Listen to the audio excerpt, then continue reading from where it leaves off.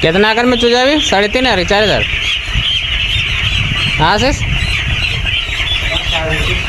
कितना 3500